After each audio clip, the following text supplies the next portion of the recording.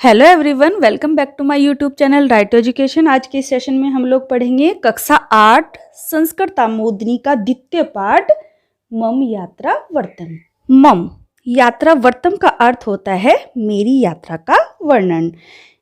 इस चैप्टर में स्टूडेंट्स लड लकार यूज हुआ है और कत्वा प्रत्यय यूज हुआ है। देखिए, जब आप कहीं घूमने जाते हैं और फिर दूसरे के सामने उसका वर्णन करते हैं तो वो चीज बीत गई होती है, यानी कि वो भूतकाल बन चुका होता है। तो इसमें आप ही की तरह एक स्टूडेंट ने अपनी यात्रा का वर्णन किया है जो कि ग्रीष्मकालीन अवकाश में बाहर घूमने गया था। तो इस वजह से इसको लड लकार रूप में चैप्टर को प्रस्तुत किया है और कत्वा प्रत्यय का यूज किया है। प्रत्यय आखिर होता क्या है? वे शब्दांश जो किसी धातु के बाद जुड़कर विशेषता प्रदान करते हैं। कत्वा में विशेषकर जाकर के, करके आदि आता है। कुछ वर्ड्स इसमें कत्वा प्रत्यय के यूज किए हैं और आपकी जो अभ्यास प्रश्न आएंगे उसमें कत्वा प्रत्यय की एक्सरसाइज है, तो हम लोग ध्यान से देखेंगे। इसमें मैं आपको एक्सरसाइज में पूरा कत्वा प्रत्यय पढ़ाऊंगी। तो लेट स्टार्ट। मम नाम अभिनव, मेरा नाम अभिनव है। अहम अष्टम्याम कक्षायाम पठामि, मैं अष्टम्याम 8वीं कक्षा में पढ़ता हूँ। ये जो छात्र है अभिनव आप ही की तरह कक्षा 8 में पढ़ता है। ये अपने बारे में देखिए डिटेल बता रहा है।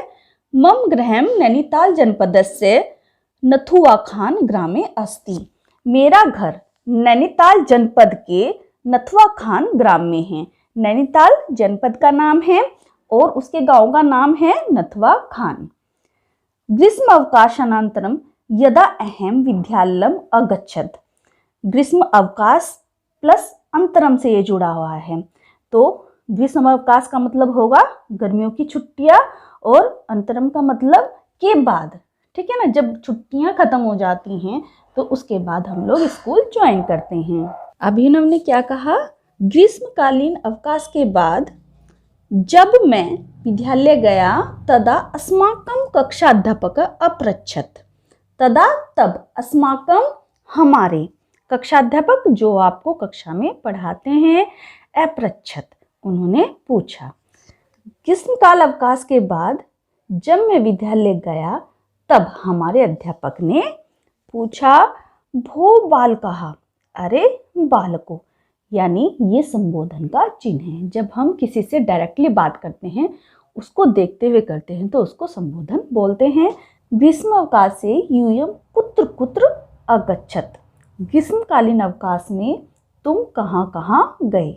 जैसे पहली बार हमारे अध्यापक हमसे मिलते हैं तो वो पिछली घटना के बारे में पूछते हैं। जैसे गर्मियों की छुट्टियां हुई तो सबसे पूछते हैं कि तुम्हारी गर्मियों की छुट्टियों में तुम कहाँ कहाँ गए। तदा आराधना अवदत, तब आराधना ने कहा, श्रीमन, पहले तो अध्यापक बालकों को संबोधित कर रहे थे, अब आराधना जो कि स्टूडेंट है वो अपने टीचर को संबोधित करते हुए कहती है, अहम ताजमहलम द्रष्टुम आगरा नगरम अगच्छम, श्रीमान मैं ताजमहल देखने आगरा नगर गई थी। द्रष्टुम का मतलब दृष्टि से लिया गया है ये, जिसका अर्थ होता है देखना। केशव अवदत, अब दूसरा बालक बोलता है, यानी केशव कहता है, अहम सौ मातुल गृहम चमोली जनपदम अगच्छम, मैं अपने मामा, सौ मतलब अपने, मातुल मतलब मामा, मैं अपने मामा के घर चमोली जनपद गया था। तदा अहमपि अकथ्यम, तब अहमपि मतलब मैंने भी, अपि मतलब भी, मैंने भी कहा। कौन बोल रहा है ये लाइन? ये अभिनव बोल रहा है, क्योंकि जो इस पाठ में वर्णन कर रहा है वो अभिनव के द्वारा ही हो रहा है।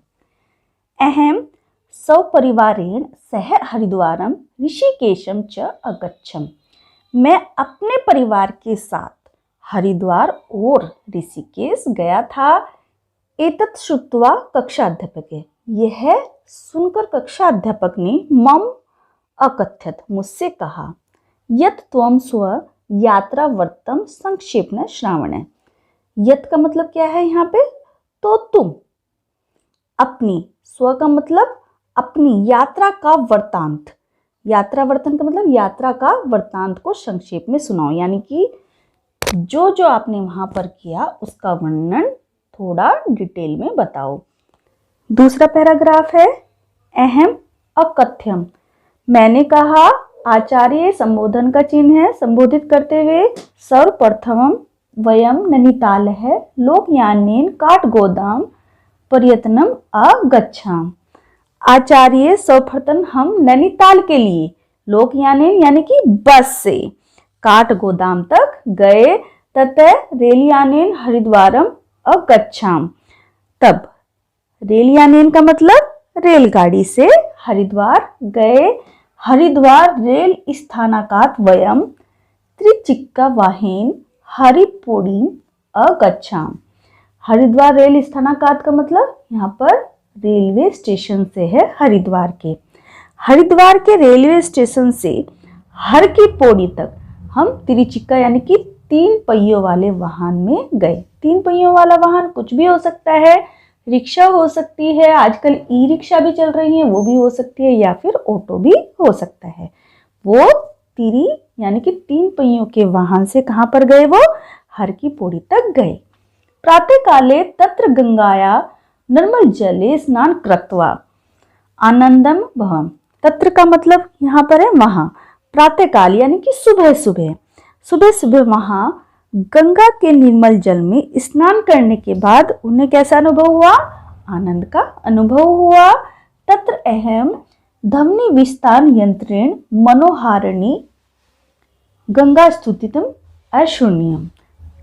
तत्र का मतलब वहां, अहम मैंने, ध्वनि विस्तार यंत्रेण का मतलब होता है जो ध्वनि यानी आवाज को फैला देता है। तो क्या हो सकता है, वो माइक भी हो सकता है जिसको हम लोग लाउड स्पीकर बोलते हैं, से मन को हरने वाली गंगा की स्तुति सुनी। देखिए जब कोई बहुत बड़ा स्थल होता है और बहुत ज़्यादा पर्यटक होते हैं तो उसको सुनने के लिए किस चीज़ का यूज़ करना पड़ता है, माइक या फिर कोई भी ध्वनि का लाउड स्पीकर वगैरह जो कि ध्वनि का विस्तार कर सकता है, उससे सुनना पड़ता है। इसी तरह से अभिनव ने भी गंगा की जो स्तुति जो आरती होती है वो भी इसी तरीके से सुनी। देखिए, देवी सुरेश्वरी भक्ति गंगी त्रिभुवन तारिणी तरल तरंगी शंकर मौली विहारिणी विमले मम मति रास्ताम तव पद कमले। देवी सुरेश्वरी, सुरेश्वरी का मतलब होता है सुर प्लस ईश्वरी यानी देवताओं की देवी। तो इसका अर्थ क्या हुआ कि हे देवी सुरेश्वरी, ये सब गंगा के नाम हैं, जैसे भगवती गंगा, तरल तरंगों के तीनों लोकों को मुक्ति देने वाली, शंकर मौली का मतलब शिव के मस्तक, मौली मतलब मस्तक, शिव जी के मस्तक पर विहार करने वाली, मम मति का रास्ता तम पदम कमले, मतलब तेरे चरणों में मेरी मति हो। इस तरीके से ये आरती गंगा वहां पर होती है।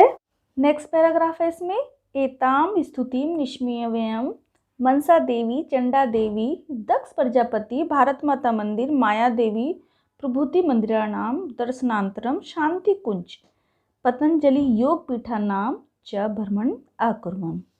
एताम इस स्तुति को सुनकर, निष्मय का अर्थ होता है सुनना यानी श्रुत्वा भी बोलते हैं इसको। जो ये ऊपर की स्तुति यानी ये आरती हुई है इसको सुनकर हमने फिर क्या किया, मनसा देवी, चंडी देवी, दक्ष प्रजापति, भारत माता मंदिर, माया देवी मंदिर और इसके जैसे बहुत सारे मंदिरों के दर्शन करने के बाद, दर्शनांतरम मतलब दर्शन करने के बाद, शांति कुंज, पतंजलि योग पीठ का भी भ्रमण किया।